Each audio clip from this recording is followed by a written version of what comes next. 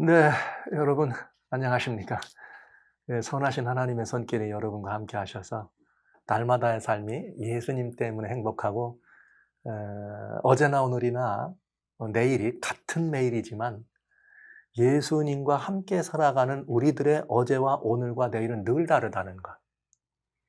그리고 항상 오늘이 최고의 날인 것 여러분 경험해 보셨죠? 항상 오늘이 최고의 날인 것 여러분 경험하시기를 소원합니다.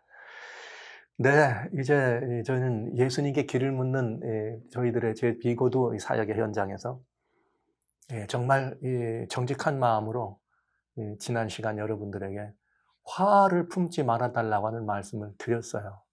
왜냐? 주님은 노하기를 더디하시는 분.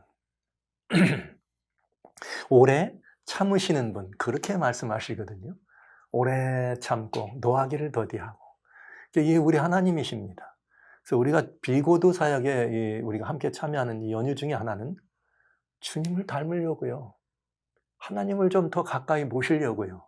그랬더니 그분은 오래 참으시더래. 다른 말로 우리들 말로 말하면 화 안 내시더라 이 말이에요. 썽 안 내신다 이 말이에요. 물론 이제 요한계시록에 역사의 마지막에 죄에 대하여 하나님의 심판과 평정이 있을 때 진노의 이런 그 하나님의 모습을 보지만 어마어마하게 오래오래 시간이 지난 다음에 있는 화입니다. 여러분 참아보셨어요? 참아보셨어요? 아직 이제 여러분들과 같이 나누는 이야기 가운데 여러분들과 같이 나누는 이야기 가운데 제가 한 분의 이렇게 메일을 보았습니다. 그랬더니 한 분 메일 봤는데 아이들과의 관계에서 이렇게 늘 나도 모르는 사이에 어머니로서 그게 이해합니다. 신앙에 매우 깊은 이 경지에 들어가기를 원하는데 신앙의 높은 경지에 들어가기를 원하는데 이 자녀들을 교육하다 보면은 자녀들이 다 내 마음속에 내 마음 같지 않아서 어긋나고 그릇 까고 때로는 속상하게 하는 아픔들이 있어서 늘 아이들 앞에 그냥 큰 소리를 내고 이렇게 늘 아이들 앞에서 나도 모르는 사이에 막 눈을 흘기고 때로는 막 이 소리를 치고 그러셨다. 근데 한번 무조건 참아봐야 되겠다. 무조건 참았다. 이 비고도 사역을 참여하면서 한번 실천해 보기로 결심하시고 무조건 참았다. 그랬더니 무조건 참았더니 아이들이 좀 달라졌다네요. 예전 같으면 화내고 혼내고 예전 같으면 뭐라고 큰 소리를 나와야 되는데 가만히 이렇게 사귀는 모습 이런 이 모습들을 보면서 아이들이 왠지 엄마를 대하는 이 모습이 달라졌다는 말씀. 여러분 귀한 걸 얻으셨습니다. 아마 이 말씀은 어느 한 분의 경험이 아니라 모두의 경험. 제가 다음에는 어떤 분이 그랬다고까지 얘기를 하려고 그래요.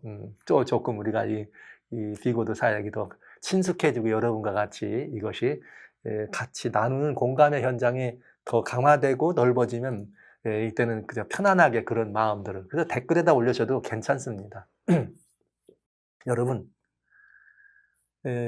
화를 이렇게 내시는 부분을 내리라는 말씀을 드렸는데 오늘은 하나 더 말씀드립니다. 화를 참았다 이 말은 화가 났다 이 말이에요. 네. 그러나 우리들의 표준은 화를 참는 것이 아니에요. 사실은 점점 더 자라나서 정말 예전에는 화가 나는 대상이었는데 이제는 그걸 보고도 화가 나지 않아야 돼. 그래서 지금까지 어떤 것들을 바라보고 막 화를 냈어요. 근데 이제 화를 내는 게 나였는데 이제 두 번째 우리는 조금 이제 성숙해서 예수님처럼 되려고 화를 참았어요. 잘하신 거예요. 참은 것도 진짜 잘하신 거예요. 이것도 힘든 과정이지.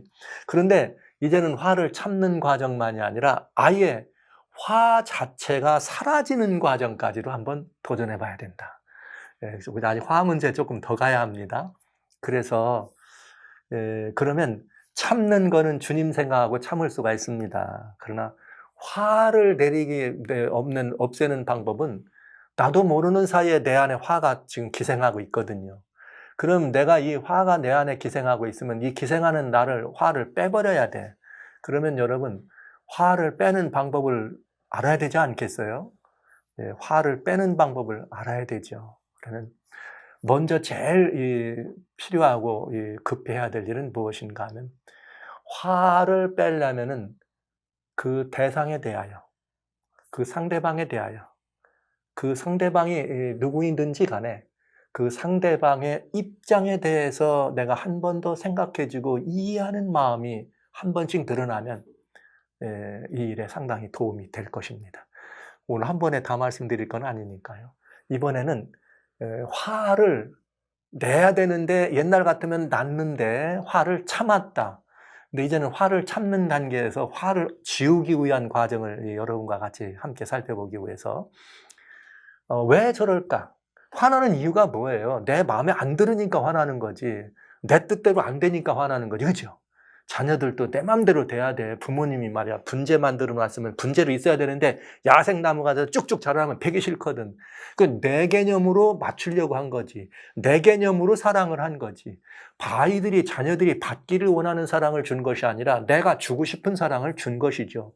그러니까 이 문제에 대해서 한 번쯤 더 생각해보고, 그 아이의 입장에서 자녀의 문제를 얘기했으니까, 그렇다면 이번엔 아이만이 아니라 남편의 입장에서, 형제의 입장에서, 부모의 입장에서, 자녀의 입장에서 내가 한번 서보면, 이제 그 입장에서 서서 그를 이해하고 그를 이렇게 한 번 더 깊이 생각해보는 마음까지를 한번 가져보는 또 한 주간을 한번 생각해 보겠습니다. 그래서 예전에는 그걸 보고 화가 나서 참아야지 됐는데, 이제는 그걸 생각해 보니까 화가 나는 게 아니라 오히려 마음에 왠지 다른 생각이 들었어요. 그 다른 생각이 뭘까요? 요게 숙제 찾아보십시오. 그 입장에 서서 생각해 봤더니 딴 생각이 들더라. 그 딴 생각이 무엇인가? 여러분 숙제입니다. 다음 시간에 함께 보시도록 합니다. 네, 이제 저희는 이 보편적 원리에서 지난번에 예수님을 찾고 신앙의 이유가 분명해야 된다는 이야기를 했어요. 근데 이제 우리가 주님의 제자로 부름을 안 받았습니까? 그래서 주님의 제자로 부름을 받았을 때 우리는 또 그냥 보편적 원리에서 그저 예수님을 찾는, 신앙을 시작하는, 교회를 다니는, 기독교를 신앙하는 이런 보편적 의미만이 아니라, 이번에는 예수님의, 제가 이제 비고도 사역 여러 번 말씀드렸으니까 그 사역에서 예수님의 제자로서 예수님의 부름받아 나왔으니까 이제는 한 번쯤 더 보편적 하나님의 그런 그 이유가 아니라, 하나님이 물어보신 연유가 아니라, 오늘 내가 저자로서 주님께서 내게 물어보시는, 아니면 오늘 내가 제자로서 주님 이 사역에 왜 내가 참여해야 되는지, 주님의 제자를 왜 되고 싶은지, 이런 부분에 대해서 오늘 한 번 더 우리들의 신앙의 이유에서 한 걸음 더 높아서 제자된 삶의 연유에 대해서 주님께 길을 묻는 시간을 가져보려고 합니다. 먼저는 예수님의 제자들입니다. 여러분 아시는 것처럼 예수님의 제자들이 예수님을 찾으실 때, 물론 다 예수님이 부르셨어요. 그러나 예수님이 부르셔서 온 제자들이지만 특별히 예수님을 찾아서 예수님을 따르겠다고 얘기했던 제자들이 있어요. 그 부분을 먼저 보려고 합니다. 요한복음 2장에 보면은 침례 요한이 등장합니다. 하루는 침례 요한이 침례를 주고 제자들과 함께 있는데 예수님이 지나가세요. 그리고 예수님이 지나가시니까 침례 요한이 예수님을 바라보면서 보라, 세상 죄를 지고 하는 하나님의 어린 양이다, 이렇게 말씀을 하셨죠. 그렇게 말씀을 이렇게 하시면서 그 다음에 이 제자들에게 뭐라고 말씀하셨는가? 아니, 물어봤을 거 아니에요? 저분이 누구신데?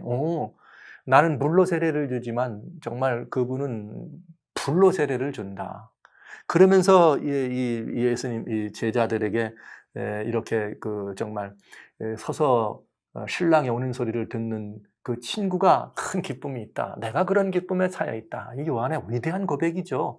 이런 고백들을 하면서 자신의 제자들에게 예수님을 가리킵니다. 쉬운 일 아니잖아요.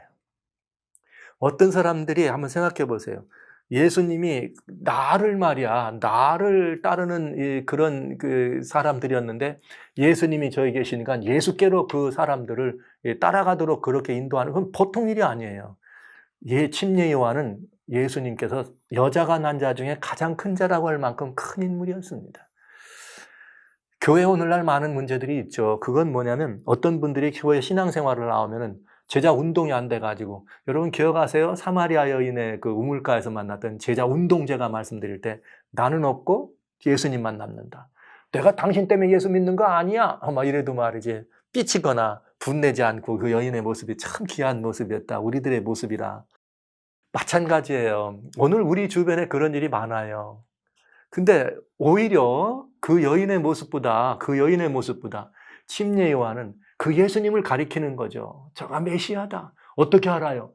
내가 침례를 줄 때 하늘에서 그런 음성이 들렸다. 이것을 제자들에게 얘기합니다. 그러면서 그가 여기 요한복음 2장 34절에 내가 보고 그가 하나님의 아들이심을 증거하였노라 하니라. 이렇게 얘기를 하셨습니다. 그러면서 저가 하나님의 어린 양이다 얘기하니까 제자들이 그 두 제자가 예수님을 따라갑니다.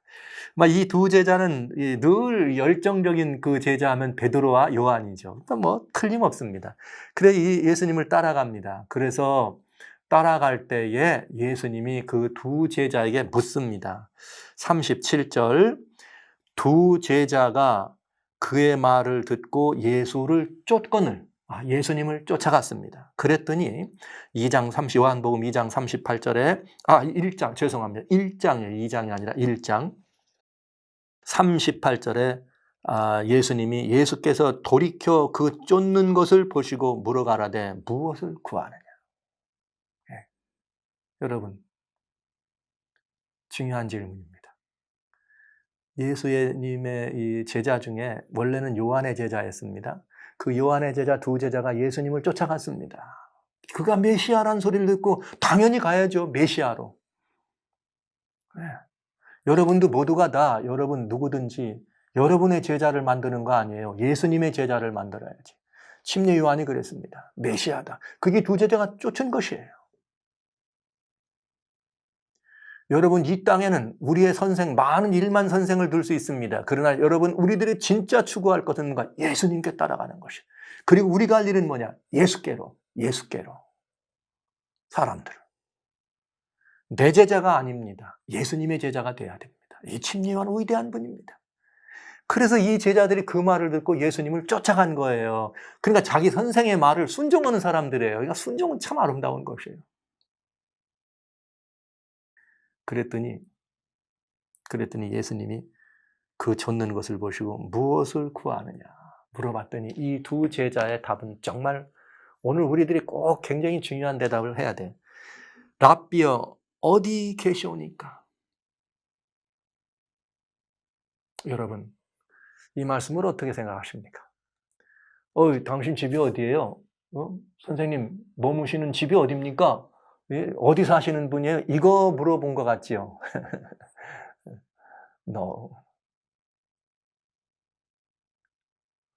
여러분 이 시대는 그저 꼭 오늘날 같아가지고 저 이웃한 동네에서 누가 사는지 이웃집에 누가 사는지도 모르고 살아가는 이 시대가 아니에요.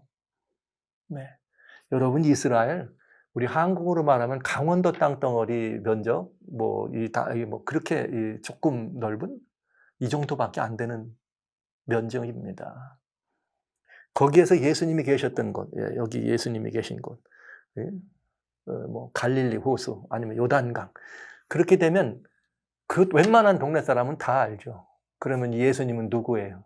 우리가 알기로는 나사렛 사람이라 할 때 예수님은 누구십니까? 여기 물론 왔으니까 나사렛에서 왔으니까 모를 수도 있겠죠. 웬만하면 어디 사는 사람인 줄 몰라서 물어봤을까요? 아닙니다. 무엇을 구하느냐? 질문하신 예수님의 답에 어디 계시오니까? 그래서 예수님을 구하신 것입니다.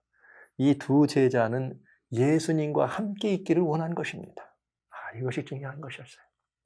어디 계셨느냐 이 말은 어디 계시든지 우리 예수님 함께 있고 싶습니다. 제자들의 소원은 예수님이었습니다. 예수님과 함께 머무는 것이었습니다. 그래서 이 예수님과 함께 머무는 것이 소원이었던 이 제자들은 끝내 이 예수님의 이런 제자들을 통해서 예수님을 배우고 예수님의 인격을 대면하여 만나면서 그분을 닮아가고 그분을 이렇게 사람들에게 나눠드릴 수 있는 훌륭한 제자들이 된 것이죠. 그런가 하면 이런 제자들에게 예수님은 아셨어요. 어디 계십니까? 그랬더니 예수님의 답은 와보라. 네. 그러니까 이 답이 분명하잖아요. 예수님 어디 계세요? 그랬더니 와보라. 뭘 보여주시려고 와보라. 뭘 보여주시려고요? 예수님의 마음도 그래요. 주님이 보여주신 건 우리 집이 아니고, 주님이 보여주신 건 우리 동네가 아니고, 주님이 보여주신 건 우리 일하고 있는 일이 아니었습니다. 와보라. 주님과 함께 머물기를 원합니다. 어디 계십니까? 와보라. 누구를 보라는 거예요? 예수님을 보라. 그래서 이 제자들에게 나를 본 자는 아버지를 보았느니라 이렇게 말씀하실 수 있었던 것이죠. 요한복음 14장에 나를 본 자는 아버지를 보았느니라. 주님은 원하십니다. 우리 모두를 부르셔서 우리가 주님을 따를 때 주님을 보여주길 원하십니다. 와보라. 와보라. 여기 이 예수님이 하신 말씀은 나중에 사마리아의 우물가에 있는 여인이 한 말과 똑같았어요. 와 보시오. 누구를 보시오? 예수님을 보세요. 메시아를. 그래서 이 제자들이 2000년 지난 오늘날 기독교로 세상을 이렇게 온 물결 치듯 하는 이 역사를 만든 주인공들이 된 것입니다. 그들은 다른 것을 구하지 않았습니다. 예수님을 구했습니다. 그런가 하면 예수님을 구한 또 다른 제자들이 있죠. 이번엔 마태복음 8장에 보면은 예수님을 구한 또 다른 제자가 있는데 그는 누구였는가? 여기 마태복음 8장에 18절부터 이런 얘기가 나와요. 예수님이 무리로 이렇게 자기를 대우하니까 건너편으로 가자 하신 다음에 19절, 18절에는 건너가기를 말하고 19절에 이렇게 말씀하세요. 한 서기관이 나와서 예수께 말씀하시되 선생님이 어디로 가든지 나는 쫓을 것입니다. 와우. 예수님이 오라고도 안 했어요. 이 제자는 누가 가라고도 안 했어요. 근데 그냥 이 제자도 자기가 예수님을 쫓았습니다. 예수님을 쫓아간 다음에 예수님한테 뭐라고 말씀하셨냐면 왜 오니? 이렇게 물어보지도 않았어요. 그랬더니 먼저 뭐라고 하는가 하면 선생님 어디로 가시든지 나도 예수님 내가 쫓겠습니다. 그러니까 이 제자는 서기관이었습니다. 예수님의 제자 가운데 서기관은 누구냐? 유다였습니다. 유다는 아주 명석한 사람이요. 유다는 아주 뛰어난 사람이었습니다. 아주 정말 장래가 촉망되는 그런 인재요 일꾼이었죠. 근데 그는 예수님을 따를 때 다른 제자들은 어디 계세요? 그랬더니 와보라 그랬는데 예수님은 이 유다라고 하는 이 서기관이 예수님을 쫓을 때 어디로 가십니까? 나 쫓아가겠습니다. 그럼 예수님은 어디로 가세요? 지금 이 어디로란 질문이 뭘까요? 여러분 예수님이 지금 저기 오셔서 지금 이 예루살렘에 오셨는데 베들레헴으로 가실 거예요? 아니 나사렛으로 가십니까? 아니면 갈릴리로 가실 거예요? 어디로 가든지 다 쫓아갈게요. 예수님이 어디로 가느냐는 지방을 물어본 것이 아닙니다. 이 말은 무슨 말이냐? 어디로 가세요? 예수님 그래요. 장차 뭐 하실 겁니까? 어디 정부로 가실 거예요? 아마 소위 말하자면 왕궁으로 가실래요? 뭘 가실래요? 그러니까 보편적 유대 사람들이 메시아를 기다릴 때 유대인의 뭘로 기다렸어요? 왕으로. 그래서 예수님이 뭐가 되셔야 돼? 그들의 개념 속에는 왕궁의 주인이 되셔서 이 유대인들을 갖다가 다 이런 고난과 압제들을 다 끝장내줘야 될 유대인들의 이런 모든 것들을 다 정리해줘야 될 이런 메시아를 기다렸잖아요. 그러니까 유다가 말한 어디로 가십니까 하는 것은 예수님의 하시는 예수님이 이루셔야 될 그 역사를 바라본 것이죠. 예수님이 뭘 하실 거예요? 왕으로 오셨으니 뭐 하실 거예요? 나도 그 역사를 섬기는 현장에 나도 주님 따르겠습니다. 이 얘기한 거죠. 그러니까 그는 이 다른 제자들이 구한 것과는 달랐습니다. 그랬을 때 예수님은 이 제자에게 다른 제자들은 어디에 계십니까? 이렇게 같이 있고 싶어요. 그랬을 때는 와보라 그랬는데 어디로 가십니까? 그쵸? 무슨 일을 하실 겁니까? 이렇게 물어본 제자에게는 예수님이 여기 20절 이렇게 말씀하십니다. 예수께서 이르되 여우도 굴이 있고 공중의 새도 거처가 있으되 오직 인자는 머리 굴 곳이 없다. 와우. 이 굉장한 말씀이었어요. 어디로 가느냐? 그러셨더니 이 여우도 굴이 있고 새도 머리 둘 곳이 있다. 그러나 나는 머리 둘 곳이 없다. 이 말은 내가 가는 길은 정말 세속적인 유익, 현실적 유익이나 평안과 유익이나 안락을 줄 수 있는 일이 전혀 아니라는 말씀으로 이 제자에게 하신 것이죠. 그러면서 그냥 그 가시는 길이 고난스러운 길이라는 것을 말씀해 주시면서 여기에 또 다른 의미를 생각해 볼 수 있어요. 왜? 유다는, 서기관은 명석한 사람이었어요. 저분을 따라가면 굉장한 게 얻어질 걸 아는 거죠. 그러니까 그런 것들을 부도 되고 명예도 되고 권력도 되고 다양한 것을 따로 얻기를 위했던 유다에게 아니야, 내가 가는 길은 그렇게 순탄한 길도 아니야. 그리고 뭐조차 없어? 머물 곳도 없는 그야말로 가난한 길이요, 빈털터리 길이요, 고난의 길이요. 그건 고난의 행군이야. 이런 말을 일러주신 거예요. 그러나 이 말씀 속에 또 다른 한 의미를 생각해 볼 수 있습니다. 예수님이 누구세요? 하나님의 아드님이세요. 하나님이세요. 유다의 마음을 깨뜨려 보셨죠. 유다의 마음은 영원한 것이 아니라 썩는 것이었습니다. 이 세상의 현실적인 유익이었습니다. 세상에서의 명예였습니다. 세상에서의 영화였습니다. 영화와 부와 명예와 권력을 추구하는 그런 유다의 마음 가운데 있는 보편적 사람들이 가지고 있는 그 생각을 읽으신 거죠. 그래서 유다야, 유다야, 내가 너를 보니까 여우도 굴이 있고 공중의 새도 머리 둘 곳이 있다마는, 깃들 곳이 있다마는, 내가 네 마음을 봤더니 내가 네 마음 속에는 어디 한 군데 자리할 곳이 없구나.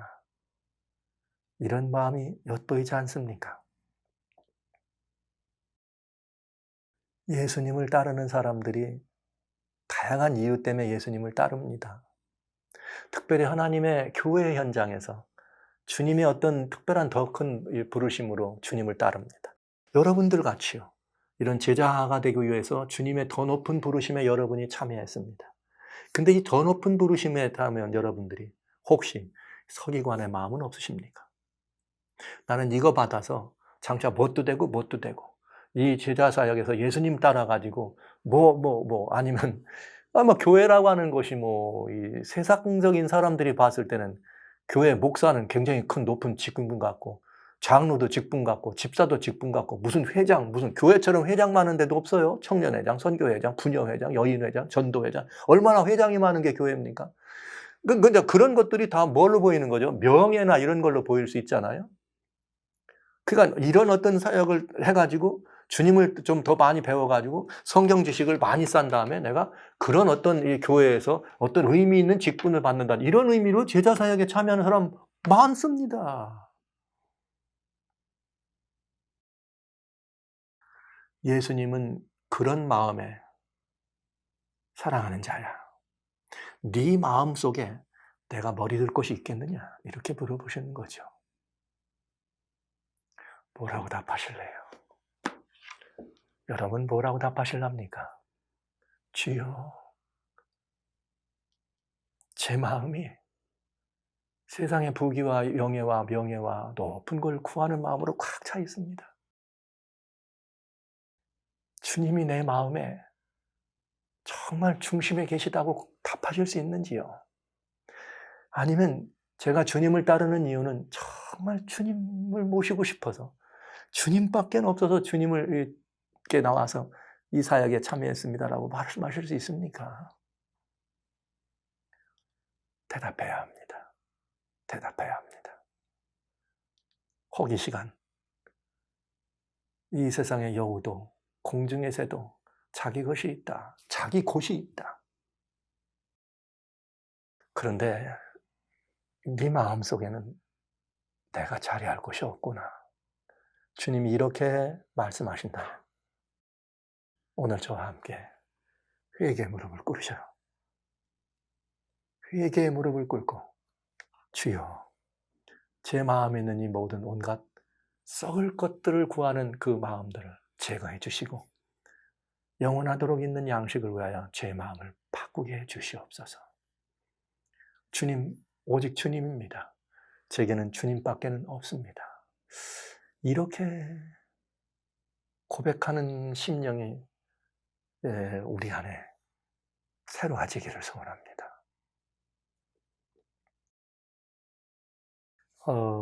주님을 찾는 그 마음이 서기관의 마음으로 주님께서 가지고 계신 그 사역, 반대로 주님이 이루실 그 역사, 예수님은 능하신 분이니까, 예수님은 모든 것들을 베풀 수 있는 분이니까, 모든 하나님의 아드님이시니까 모든 것을 시하실 수 있는 분이니까, 이런 마음 때문에 주님의 손에 들려져 있는 그런 축복의 가방이 우리들의 매력입니까? 주님이 손에 들려져 있는, 주님이 우리들에게 가져다 주시고 베풀어 주실 주님의 손에 있는 축복의 보따리가 우리들의 추구하는 마음입니까? 그렇다면 오늘 우리는 먼저 번 두 제자와 같이, 주님 어디 계세요? 전 그냥 주님과 함께 머물고 싶어요.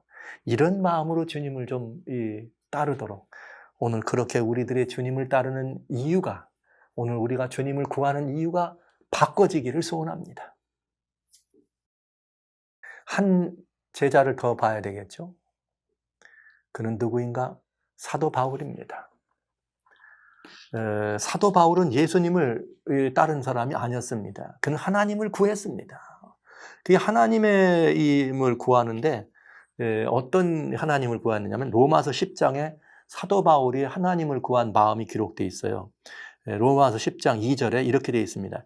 내가 증거하느니 저희가 하나님께 열심은 있으나 지식을 좇은 것이 아니라, 유대인들을 보고 얘기한 거거든요. 그때 자신은 그때 당시에 유대인의 그야말로 굉장히 장래가 촉망되는 젊은이였습니다. 그러니까 똑같은 거예요. 하나님께 열심은 있었지만 지식을 좇은 것이 아니다. 그 지식이 뭐였느냐? 하나님의 의를 모르고 자기의 의를 세우려고 했다. 그래서 오히려 그러다 보니까 힘써서 하나님을 복종한 것이 아니었다. 여러분, 이게 유대인들이었고 바울이었습니다. 하나님의 의를 모르고 하나님의 의를 복종치 못했습니다. 그런데 그들은 하나님의 어떻게 했어요? 열심히 하나님은 따랐습니다. 잘못된 신앙이죠. 하나님을 믿는다고 믿었지만 잘못 믿은 거죠. 오늘 우리 교회 현장에 많습니다. 우리는 이런 유대인들의 이런 그 경험들 속에서 뭐냐면, 이것을 이제 우리는 율법주의적 신앙이다 이렇게 볼 수가 있어요. 예수 그리스도의 은혜와 예수님이 아니고 하나님의 의를 모르면서, 하나님의 의가 예수님이니까 몸에 열심히 있어요. 그래서 이렇게 믿어야 돼, 그렇게 믿는 건 잘못, 하다 보면은 교회가 엄하지죠. 그리고 불안해지죠, 교회 나가기가. 왜? 그런 사람들이 옆에 있으면 교회 상당히 불안해집니다. 혹시 나 뭐 좀 잘못한 거 드러나는 거 아니야? 더 한 번 더 온몸에서 좀 자세하게 보게 되고, 그 사람을 바라보면 나는 아무것도 아닌 신앙 같고, 와우, 저 사람이 1회에 2번씩 금식한데, 뭐 저분은 막 그냥 한 번도 뭐 하는데 빠진 적이 없대. 저분의 신앙은 뭐 막 높아 하늘을 치솟아. 이렇게 하는 분들 많이 보시지 않아요? 성경은 이렇게 말했어요. 그게 진심으로 하는 분도 있어요. 다 진심이죠. 열심히 있어 하나님께. 그러나 지식을 열심히 있었지만 지식을 좇은 것이 아니라, 그 지식이란 뭐냐? 하나님의 의에 대한 지식이 없다 이거예요. 하나님은 모르고 자기의 의를 세웠다 이 말이죠. 봐라, 내가 이 정도는 한다. 봐라, 이 정도는 신앙해야 되는 거 아니야? 이 정도는 해야 되는 거 아니야? 그래서 나는 뭐 어디도 가가지고 말이지만, 나는 또 뭐 거기에 뭐 얼마나 많은 나는 또 헌신을 하고 희생을 하고 뭔가를 드리면서 이 정도는 해야지. 여러분, 이 정도가 여러분 마음이 있다면 그들은 여기 바울이 말하는 것과 같은 이야기입니다. 하나님을 모르고 열심을 쫓은, 이 정도라고 하는 말을 한다면 신앙에서. 그런 바울이 그렇기 때문에, 하나님의 의를 몰랐기 때문에 하나님의 의를 핍박하는 것이죠. 예수님을 핍박하게 된 것입니다. 그래서 사도행전 9장에 사도 바울이 예수님을 만나는데, 사도 바울은 예수님을 어떻게 했느냐? 예수 믿는 사람들을 잡으러 갔어요. 그러니까 예수님을 쫓아간 거죠. 쫓아가긴 쫓아갔는데 뭐 하려고? 핍박하고 압제하려고 쫓아가는 거죠. 그래서 여기 이 사도행전 9장에는 뭐라고 되어 있는가? 이렇게 되네요. 4절에 여기 2절부터 볼게요. 담에색 여러 회당에 갈 공문을 청하여 만일 그 돌을 쫓는 사람을 만나면 물은 남녀하고 결박하여 예루살렘을 잡아오려고 갔습니다. 가다가 담에색 도성에서 사울이 큰 빛을 만나면서 들어질 때 4절에 사도 바울의 그 빛에서 놀래가지고 땅에 엎드러져 들으며 소리 있어 가로되 사울아 사울아 네가 어찌하여 나를 핍박하느냐. 아니, 사도 바울은 하나님의 의를 모르고 오히려 하나님의 의 대신 예수님을 믿는 이들을 핍박하려고 했습니다. 예수님을 믿는 이를 핍박했다는 말은 예수를 핍박했다 이 말이죠. 그래서 예수님 핍박해서 예수님을 핍박하니까 예수님이 사울아 사울아 내가 어찌하여 나를 핍박하느냐, 이거 직접 말씀하신 것이에요. 와우. 사도 바울이었습니다. 그러니까 하나님을 열심히 믿는다고 하는데 잘못하면은 예수님의 의를 유린하고 예수님의 은혜를 줄인하고 짓밟으면서 정말 예수님의 은혜가 필요한 사람들에게 잘못 드러내는 경우가 많이 있을 수 있어요. 누구처럼? 여기 사울처럼. 그래서 오히려 예수 믿음을 핍박하는, 교회 안에 그런 일 많이 있습니다. 신앙에 참된 이 정곡이신 예수를 만나가지고 주님의 그 은혜를 간증하려고 그러면 예수 그렇게 믿는 거 아니야? 이렇게 해야지. 이 정도는 해야지. 그러면서 대단히 높은 율법적 가치를 이야기하는 사람 많이 보잖아요. 여기 그렇습니다. 그 사도 바울이 즉각적으로 물어봅니다. 이 순간의 깨달음의 사도 바울 같은 경우는 내가 나를 핍박했다 그랬더니 이게 무슨 소리야? 나는 지금 이게 무슨 소리야? 나는 하나님을 섬기는 믿음의 도인 줄 알았더니. 그래서 사도 바울이 물어보죠. 예수님께 여쭤봅니다. 주여 누십니까? 내가 핍박하는 예수다. 사도 바울은 그렇게 물어봤어요. 당신은 누구십니까? 누구십니까? 그러나 그 예수님이 바울에게 나타나셔서 내가 누구다. 내가 핍박하는 나로다. 그 말을 하는 순간 사도 바울은 즉각적인 변화를 경험합니다. 여러분 이게 참 위대한 경험이죠. 그러니까 진리를 진심으로 추구했던 것이 분명해요. 그러나 이렇게 변화가 됐을 때는 뭔가 이유가 있겠죠. 아마도 저는 그런 생각합니다. 스데반을 이렇게 가편투표에서 죽일 때 사울이 그 자리에 있었어요. 많은 사람들이 스데반에게 돌 던지는 것이 옳은 일이냐 하는 것에 대한 옳은 일이라는 판단을 누가 했느냐? 바울이 한 것입니다. 그래서 바울이 그 스데반이 죽는 모습을 봤는데 천사 같았어요. 많은 사람들은 그 모습을 보고 이를 갈았습니다. 바울은 이를 갈았을까요? 어땠을까요? 자기들이 돌 때려 죽이면 어떻게 해야 돼요? 막 무서워서 두려워서 숨어야 안 되겠어요? 살려달라고 빌어야 안 되겠어요? 근데 스데반은 오히려 천사와 같거든요. 그러면서 보라 하늘이 열리고 인자가 이 전능하신 하나님의 우편에 있는 것을 내가 보노라 했더니 막 감당이 안 된 거죠. 사도 바울은 아마도 틀림없이 그 장면 속에서 살기등등한 그런 사람들과 한패였잖아요. 깊은 깨달음이 있었을 것입니다. 근데 지금 누구를 만나는가? 영광스러운 빛이 비치면서 바울아, 사울아, 너 왜 나 핍박하니? 이 말을 듣는 순간 아마도 어쩌면 스데반이 보았던 그 하나님, 스데반이 보았던 고백했던 그 말, 인자가 우편 보좌에 서 있는 것을 내가 보노라! 그 말씀이 벼락같이 그의 마음에 떠올랐을 거예요. 아니 그 인자가 지금 누구를 찾아와? 나를 찾아와서 네가 나를 뭐하고 있다? 핍박하고 있다. 왜? 사도 바울이 뭐 했어요? 조금 전에 스데반 죽였거든요. 그리고 지금 또 다른 사람들을 죽이러 가는 입장인데 그 과정에서 바울을 사울이죠. 만나신 것입니다. 너 왜 나 핍박하니? 그럼 지금 스데반 말 맞아요? 틀려요? 이 인자가 서 계신 거 맞아요? 틀려요? 서 있단 말은 뭐예요? 스데반이 돌을 조금 더 오래 맞았더라면 쫓아오는 거 아니에요? 서 계신 분이 바로 사도 바울을 쫓아온 것입니다. 20장에는 사도행전 20장에는 그런 그 사도 바울이 예수님을 만나면서 그 순간 주님께 바로 얘기해요. 20장 10절에 주여 내가 무엇을 하오리까? 와, 정말 위대한 고백입니다. 사도 바울의 두 질문. 주여 누구십니까? 내가 예수다. 메시아란 말씀이죠. 두 번째, 그 말 듣는 순간 바울이 한 말은, 사울이 한 말은 제가 뭘 해야 하겠습니까? 그랬더니 이제 너 아나니아라고 하는 사람한테 가라. 3일 동안 사도 바울이 눈이 멀었어요. 그동안 한 일이 뭐예요? 다른 거 아니라 회개한 거죠. 사랑하신 형제자매 여러분, 전 여러분들에게 만약에 우리가 하나님의 의를 모르고 예수님의 은혜, 그 주님의 은혜가 무엇인지 열심히 하나님을 쫓긴 했지만 허공을 치듯이 그렇게 해가지고 잘못돼가지고 오히려 나 때문에 믿는 사람 많이 마음 다친 경우는 없어요? 그런 경우 있어요. 나 때문에 똑같이 교회에 있지만은 나는 신앙생활 잘하는 것 같았는데 나 때문에 정죄받고 나 때문에 가슴앓이에서 신앙 떠난 사람 많아요. 그 내가 아닌가 한번 생각해 보실 필요가 있습니다. 왜냐하면 제가 그 생활을 잘합니다. 왜냐하면 저는 지독한 율법주의였으니까요. 제가 얼마나 지독한 율법주의였는가. 사실은 주님을 그렇게 대면에 만났다고 생각한 다음부터는 신앙생활 하려면 이 정도는 해야지, 이런 아주 그냥 굉장한 이런 게 빠져 있었습니다. 그냥 하늘을 쫓는 교만에 빠져가지고. 교회에서 성도님들이 청소를 할 때요, 저는 청소 이렇게 적당히 하는 못 빠졌어요. 근데 막 강대상 밑에까지 만져보고 막 이런데 만져가지고 먼지 있으면 다시 하고, 지가 뭐라고 말이지, 뭐 조금 하면 막 굉장한 것처럼 했습니다. 저 뭐 성경 읽고 막 새벽기도 막 다니고 막 이래가면서 대단히 뭐 하는 것처럼 이렇게 했어요.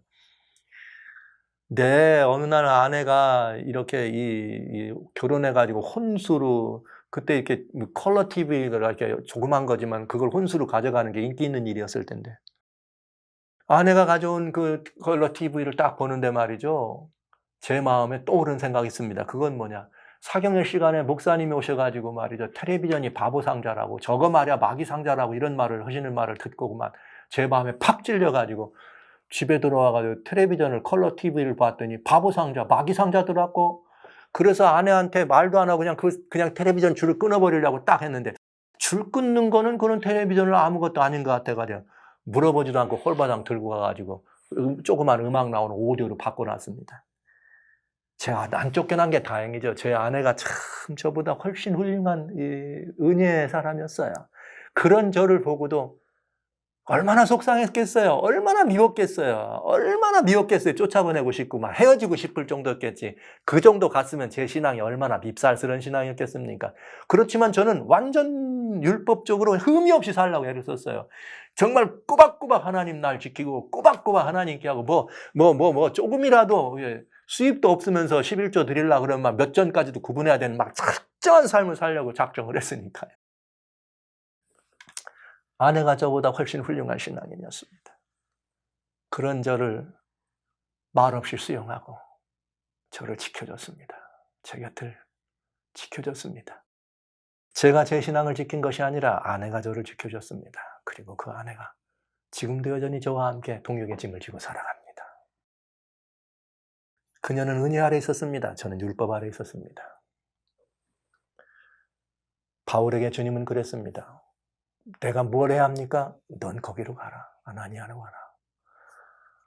회개하는 것입니다. 성도 여러분, 저는 오늘 이 시간 주님을 찾는 이유가 무엇이었는가? 내 의를 높이기 위해서 또 나는 뭔가를 했걸랑, 오늘 주님 앞에 회개하십시다. 오늘 두 제자가 예수님을 찾아서 어디 계십니까? 한 것처럼 여러분과 제가 예수님을 구하는 마음으로 주님께로만 한 걸음씩 나가는 그런 제자로서의 시작을 시작했으면 참 좋겠습니다.